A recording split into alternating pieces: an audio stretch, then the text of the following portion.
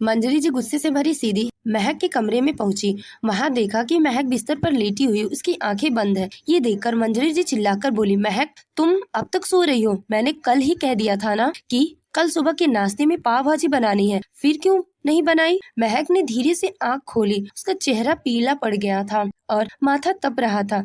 वह थकी हुई आवाज में बोली, माँ जी आज तबीयत बहुत खराब है, मुझे बुखार है, कल बना दूंगी, प्लीज आज आप बना लीजिए। मंजरी जी ये सुनकर और भड़क गई और गुस्से से पैर पटकती हुई सीधे अपने बेटे अभय के पास पहुंची और तीखे स्वर में बोली, अभय तुम्हारी बीवी की बीमारी सिर्फ बहाना है, उसे 2 थप्पड़ मारो और उसका बाल खींचकर रसोई में ले जाओ, तभी समझेगी कि ये उसका मायका नहीं ससुराल है। ये सुनकर अभय बिना कुछ सोचे समझे गुस्से में महक के कमरे की ओर भागा। जैसे ही उसने दरवाजा खोला उसके कदम ठिठक गए। सामने का दृश्य देखा सन्न रह गया। महक सचमुच में बीमार थी। उसका पूरा शरीर तप रहा था, चेहरा पीला पड़ चुका था और आंखों में आंसू थे। वह कांपती हुई चुपचाप बिस्तर पर लेटी थी।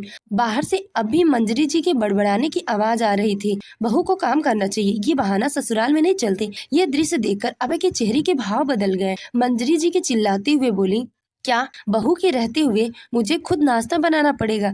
मैंने कल ही पाव भाजी की फरमाइश की थी और अब ये बीमारी का बहाना कर रही है ताकि बनाने से बच जाए। महक की हालत देखकर अभय का दिल पसीज गया। वह गुस्से और चिंता में बोला, महक चाहो कुछ भी हो जाए तुम रसोई में नहीं जाओगी। ये बात मंजरी जी सुन ली और गुस्से में तमतमाती हुई तेजी से कमरे की ओर आई और बोली, ये क्या बकवास कर रहे हो अभय? मैंने कहा था ना कि इसे खींचकर रसोई में ले जाओ और तुम इसे मना कर रहे हो। तेरा दिमाग तो ठीक है ना?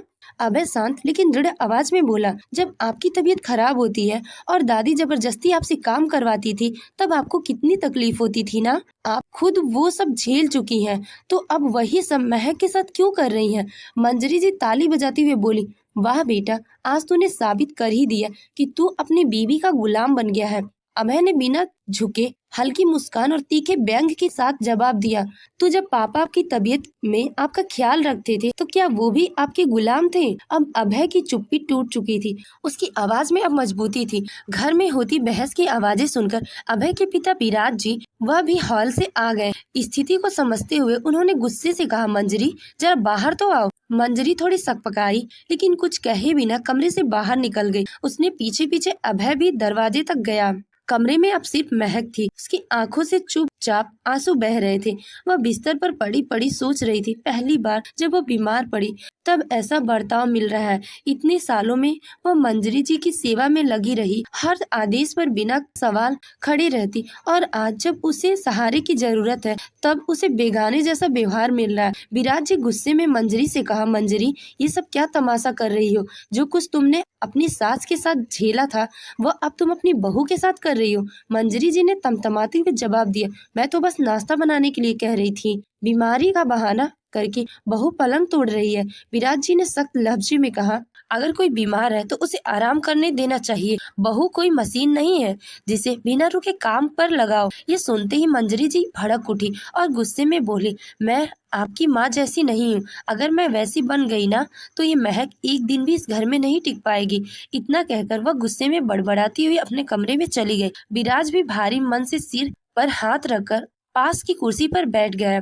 उधर अभय चुपचाप रसोई में गया और महक के लिए खाना बनाने लगा। थोड़ी देर बाद विराज जी भी उठे और चुपचाप बेटे की मदद करने लगे। खाना बनाते बनाते विराज की आंखों में पुरानी दिनों की धुंधली तस्वीरें तैरने लगी। उन्हें अपना अतीत याद आने लगा, कैसे वे वर्षों तक अपनी माँ और पत्नी के बीच पिसते हुए रहते थे। उन्होंने एक नजर अभय की ओर डाली। अभय चुपचाप लेकिन उसकी आंखें भीगी हुई थी। वह धीमे स्वर में बोला, पापा आज माँ ने मुझे जोरू का गुलाम कहा। क्या बीबी का ख्याल रखना गुलामी होती है क्या? आप भी तो माँ को देखभाल करते थे जब वो बीमार पड़ती थी, तो क्या आप भी माँ के गुलाम थे? क्या पति पत्नी का एक दूसरे का साथ निभाना और देखभाल करना कोई गुनाह है? ये सुनकर विराज की आंखों में आंसू आ गए। उन्होंने अपने बेटे के कंधे पर हाथ रखते हुए कहा, बेटा तेरा दर्द मैं समझ सकता हूँ। कभी मैं भी अपनों के बीच बेबस था और आज वही कहानी फिर से दोहराई जा रही है। घर का माहौल एकदम बोझिल हो गया। हर कोने जैसे चुप्पी ओढ़े बैठा था। महक का मन पूरी तरह टूट चुका था। उससे अब इस घर में नहीं बल्कि इस रिश्ते से डर लगने लगा था।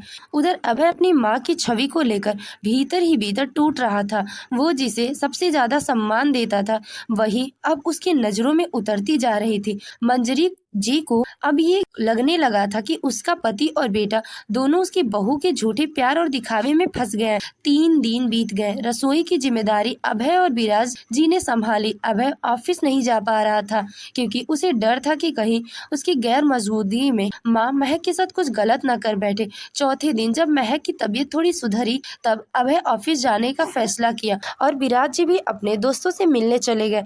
बस मंजरी जी तो जैसी इस मौके का ताक में थी। जैसे ही पति और बेटा बाहर निकले वह सीधे महक पर बरस पड़ी। वह कड़वे लफ्ज में बोली, तूने मेरे बेटे और पति को अपने बस में कर लिया है, लेकिन याद रखना मैं तुझे चैन से नहीं जीने दूंगी। महक ने हाथ जोड़कर कहा, मम्मी जी प्लीज, घर में शांति जरूरी है। सब कुछ प्यार और समझदारी से भी तो सुलझाया जा सकता है। मंजरी जी और भड़क गई, तो प्यार से रहने लायक है ही नहीं। मेरे पति और बेटे मेरे खिलाफ हो गए और ये सब तेरी चाल है। अब तुझे चैन नहीं देने दूंगी। उसी वक्त विराज जी अचानक अपना मोबाइल लेने के लिए घर लौटे। दरवाजे पर पहुंचते ही उन्होंने मंजरी की तेज आवाजें सुन ली। कुछ देर वहीं खड़े रहे, फिर एक गहरी सांस ली और मन में सोचने लगे, क्या हमारे रिश्ते में अब सिर्फ जहर ही बचा है। लेकिन यह कुछ नहीं बोले और अपना फोन लेकर चले गए। शाम को जब अभय घर लौटा उसके चेहरे पर ऑफिस के काम का तनाव और थकान साफ झलक रही थी, लेकिन फिर भी उसका मन घर आने को नहीं कर रहा था। जिस घर को उसने कभी प्यार, सुकून और अपनापन समझा था वही अब उसके लिए एक बोझ बनता जा रहा था। विराज जी ने उसे पास बुलाया और शांत स्वर में कहा, बेटा मैंने एक फैसला लिया है, मैं तुम्हारी गृहस्थी अलग कर रहा हूँ। ये सुनकर मंजरी जी स्तब्ध रह गई, जैसे उनके पैरों तले जमीन खिसक गई हो। अभय चौंकते हुए बोला, पापा आप ये क्या कर रहे हैं? मैं आपका इकलौता बेटा हूँ। विराज जी ने आंखों में ठहराव लिए जवाब दिया, बेटा मैं भी तुम्हारे बिना नहीं रहना चाहता हूँ, लेकिन घर में शांति सबसे जरूरी है। तुम्हारी माँ ने ठान लिया है कि वो महक को चैन से जीने नहीं देगी। अब हर वक्त निगरानी भी नहीं रख सकते, इसीलिए यही बेहतर होगा तुम अलग रहो। अभय की आंखें भर आई। उसने चुपचाप महक का हाथ थामा और दोनों बिना कुछ कहे अपना सामान लेकर घर से निकल गए। अभय ने शहर में अपने ऑफिस के पास एक किराए का छोटा सा फ्लैट लिया, जहां अब वह महक और उसका नन्हा बेटा आरव साथ रहते थे। घर भले ही छोटा था, लेकिन उसमें शांति, अपनापन और सबसे बढ़कर प्यार था। हर दिन महक की हंसी, आरव की किलकारियां और अभय की मुस्कान उस घर में उमंगों से भर देती थी। इधर मंजरी जी अब अक्सर अकेली बैठी रहती थी, ना कोई बात करने वाला, ना ही कोई उनकी शिकायत सुनने वाला। विराज जी अब पहले जैसे नहीं रहे। वह चुपचाप रहते थे, अपनी ही दुनिया में खोए रहते थे। कई बार मंजरी जी रसोई में अकेले चाय बनाती हुई ठिठक जाती और मन ही मन सोचती, क्या मैंने सच में सही किया था। एक दिन विराज जी ने लंबी चुप्पी तोड़ते हुए धीमे लेकिन कठोर स्वर में कहा, मंजरी तुम्हारी जिद और अहंकार ने तुम्हें अकेला कर दिया है। अगर तुमने बहू को बेटी की तरह अपना लिया होता तो आज घर भी हंसी और प्यार से भरा होता, ठीक वैसे ही जैसे कभी हुआ करता था। मंजरी जी की आंखें भर आई। उनके हाथ में पकड़ी चाय की प्याली हल्के हल्के कांपने लगी। दिल भीतर ही भीतर मना रहा था कि गलती उसी की थी, लेकिन अब शायद बहुत देर हो चुकी थी। ये सुनकर मंजरी जी की आंखों में आंसू आ गए। उन्होंने भराई आवाज में कहा, नहीं अभी देर नहीं हुई है, मुझे अपने बेटे और बहू के पास जाना है। मुझसे बहुत बड़ी गलती हो गई, मैं अपनी बहू से माफी मांगूंगी। अगर वो नहीं मानी तो मैं उसके पैरों में गिर जाऊंगी। विराज जी को यह सुनकर बहुत राहत मिली। उन्होंने तुरंत वहां जाने का फैसला किया। कुछ देर बाद मंजरी जी और विराज जी अभय के फ्लैट के बाहर पहुंच गए। मंजरी जी ने दरवाजे की घंटी बजाई। महक ने दरवाजा खोला और जैसे ही उसने अपने सास ससुर को देखा उसका चेहरा खुशी से खिल उठा। उसने दोनों को अंदर आने का कहा। विराज जी अंदर चले गए, लेकिन मंजरी जी बाहर खड़ी थी। महक ने हैरानी से पूछा, क्या हुआ माँ जी, अंदर आइए ना। मंजरी जी धीरे से बोली, बेटी हमसे बहुत बड़ी गलती होगी, तू हमारे साथ घर चल, मुझे माफ कर दे। तभी अभय भी ऑफिस से घर आया। अपने माँ बाप को देखकर वो हैरान रह गया। मंजरी जी ने उसे देखा और कहा, बेटा बहू को लेकर घर चलो, अब मैं उसे कभी तकलीफ नहीं दूंगी, मैं वादा करती हूँ। अब उसे अपनी बेटी की तरह मानूंगी। महक की आंखों में आंसू आ गए। वो आगे बढ़ी और मंजरी जी के गले लगते हुए बोली, माँ जी आप माफी मत मांगिए, मैं सिर्फ चाहती थी कि हम सब मिलकर प्यार से रहें। इसके बाद अभय और महक अपना सामान पैक किए और सब लोग घर वापस आ गए। अब घर में फिर से खुशियां लौट आई। जहाँ कभी तकरार थी, अब वहाँ प्यार और अपनापन था। अब सब मिलकर एक बार फिर से सच्चे परिवार की तरह जीने लगे। तो दोस्तों, आपको ये कहानी कैसी लगी कमेंट करके हमें जरूर बताइए। अगर आपको हमारी कहानी पसंद आई हो तो वीडियो को लाइक करें और हमारे चैनल को सब्सक्राइब करना ना भूलें। आपके प्यार और समर्थन से ही हमें और बेहतरीन कहानियाँ बनाने की प्रेरणा मिलती है। धन्यवाद।